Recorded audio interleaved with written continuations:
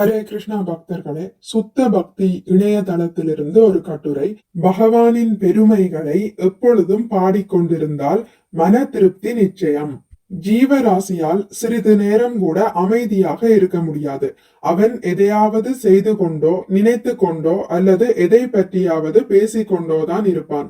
பௌதிகவாதிகள் பொதுவாக தங்களது புலன்களை திருப்திப்படுத்தும் விஷயங்களை பற்றி சிந்தித்து கொண்டும் பேசிக்கொண்டும் இருப்பார்கள்.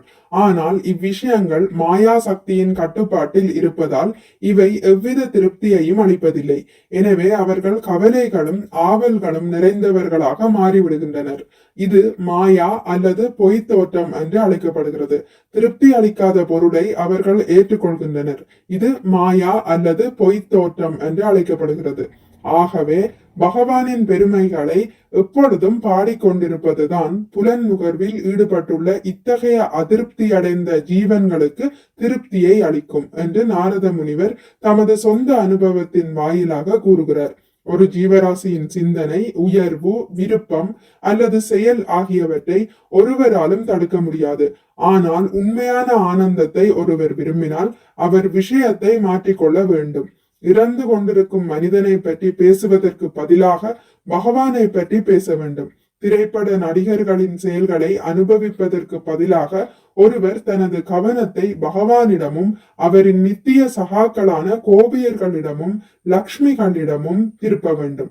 சர்வ சக்தி படைத்தவரான பரமபுருஷ பகவான் அவரது அகாரணமான கருணையினால் பூமியில் அவதரித்து உலகாயதமான மனிதர்களைப் போல் செயற்பட்ட போதிலும் அதே சமயத்தில் அவர் சர்வ சக்தி உள்ளவர் என்பதால் அசாதாரணமாகவும் செயற்பட்டார்.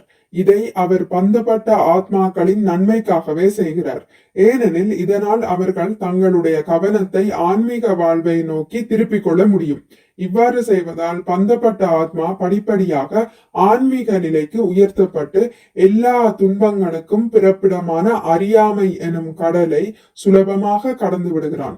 மிக உயர்ந்த அதிகாரியான ஸ்ரீ நாரத முனிவர் தமது சொந்த அனுபவத்திலிருந்து இதை குறிப்பிடுகிறார். மேலும் பகவானுக்கு மிகவும் பிரியமான பக்தராகிய நாரதரின் அடிச்சுவடுகளை நாம் பின்பற்றுவோமானால் நாமும் அதே அனுபவத்தை பெற முடியும். மிக்க நன்றி. ஹரே கிருஷ்ணா. உங்களுக்கு இந்த வீடியோ பிடித்திருந்தால் லைக் பண்ணுங்கள், ஷேர் பண்ணுங்கள், சப்ஸ்கிரைப் பண்ணுங்கள். நோட்டிபிகேஷன் பெல்லை அழுத்துவதன் மூலம் அடுத்த பதிவுகள் உங்களை வந்தடையும். பகவான் ஸ்ரீ கிருஷ்ணரை பற்றி கேட்டு மகிழ்வோம்.